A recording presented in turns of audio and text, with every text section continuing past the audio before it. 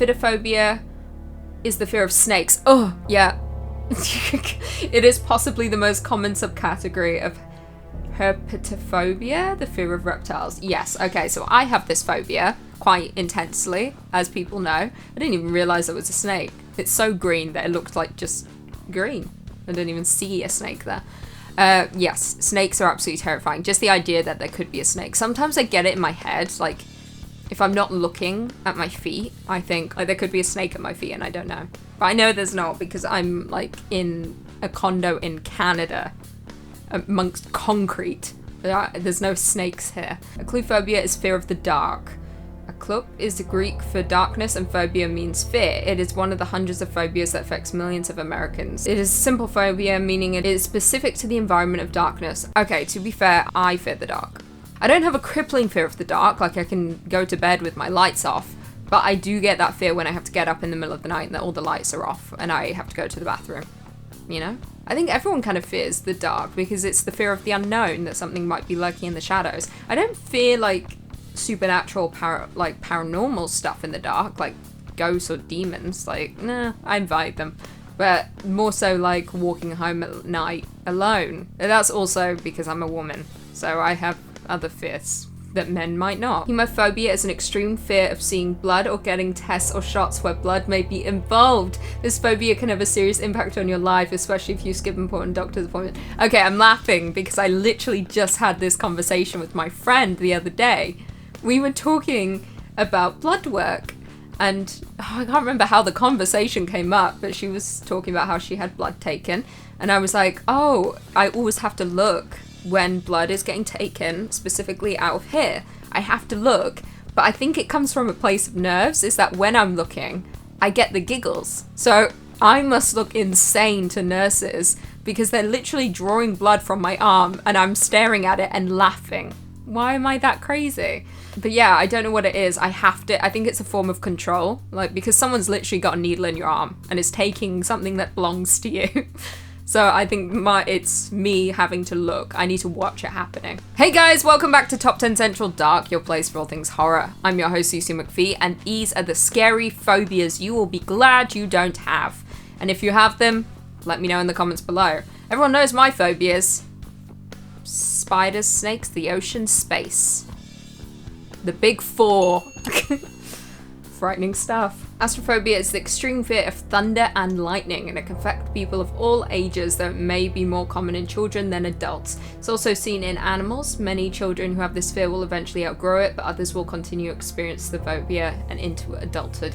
See, this one's insane to me. I completely understand the fear, but for me, and I'm sure many others, thunder and lightning is really relaxing, and I don't know why. Like, it's why so many people listen to like weather sounds or like the sounds of rain to calm them down or help them sleep. Thunder and lightning is so therapeutic to me, and I don't know where that comes from. There's got to be a rhyme and reason for it, and if someone knows, let me know. But yeah, it really makes me feel good. Like when it rains or when it storms, I feel so like comforted. Like I feel so like homey, and like I just want to curl up into a ball with a sweater on and read a book and drink a hot chocolate. Pognophobia is a word that refers to an intense fear of dislike of beards. Like other phobias or irrational fears, pognophobia may seem silly to people who do not experience it, yet for thousands of sufferers worldwide, it is a very real fear that often affects their mental health and well-being.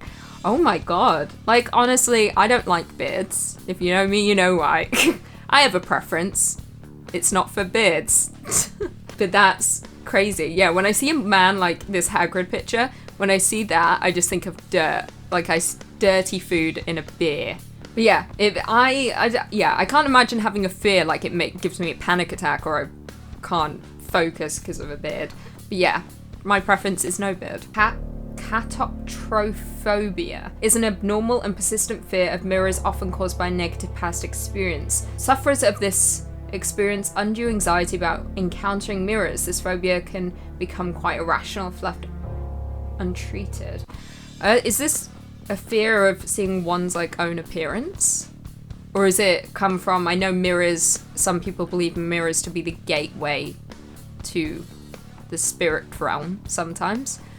is that I don't understand where the fear comes from. Whether it's the fear of looking at yourself, maybe it comes from like a deep hatred of how someone appears or how you see yourself, or if it's to do with something else and something more paranormal or supernatural.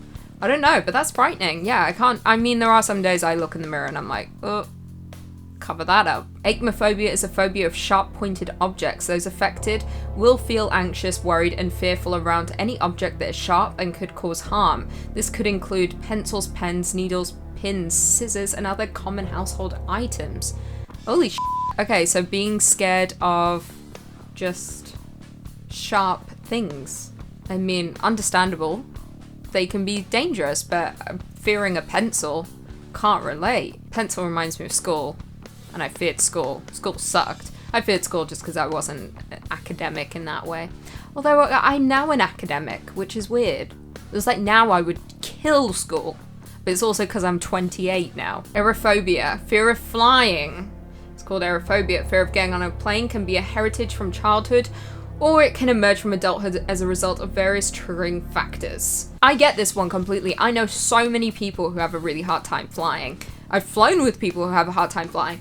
I'm a good flyer. I always have been. But the older I get, the more that fear is coming. And I don't understand why. And I think it's because the older you get, the more you have going on, the more you have to live for. No, I don't know what it is. There's more stress. There's more fear. The realization, you start to question more as you get older. So the more I fly, I used to fly a lot, especially when I lived in Alaska. I was flying everywhere, many times a year, and the flights to get to Alaska were a lot. Like, I had to take 2, sometimes 3 planes just to get there. So then the idea got into my head that the more I was flying, the greater my chance was getting of being on a plane that went down. And that was such a horrible thought that now every time I get on a plane, I have to visualize that's my last moment. Isn't that bleak? Electrophobia is a rare condition characterized by an intense fear of chickens. The word comes from the Greek word elector, which means rooster, and phobia, which means fear. It's considered a specific phobia. This refers to an irrational fear of a specific object, place, or situation. Oh my god, there's people out there who have a fear of chickens. I mean, a group of chickens could be quite scary, to be honest, if they're all coming at you. But I can't imagine having a fear of them. I mean, I like them, I eat them. So, I mean, sorry, no offense to vegans or vegetarians. Nephophobia is the fear of clouds. Presence of clouds or even taking pictures of clouds can cause anxiety. The fear may be developed from traumatic events in the past or even due to hereditary or genetics. It's got to be the way they look. Maybe that they're so puffy. Like, I don't know. That's really strange. I mean, I fear clouds when I'm on a plane because it means turbulence. I can't even imagine having a fear of clouds. They're so soft. They seem so nice, especially on a sunny blue sky day. It's very pretty. Well, there we have it. Thanks for tuning into this video. I've been your host, Susie McPhee. Stick around for bloopers.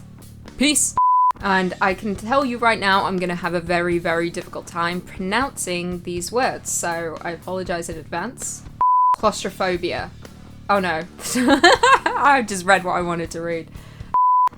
This is also known as eistrophobia. I can't pronounce these words. Oh, these words, let me tell you. Ophidophobia. Sorry, I've got messages popping up. Everyone needs to leave me alone. And oh my god, I have my 10-year high school reunion coming up on Zoom. Can you believe that? I graduated 10 years ago. Oh my god, I feel old.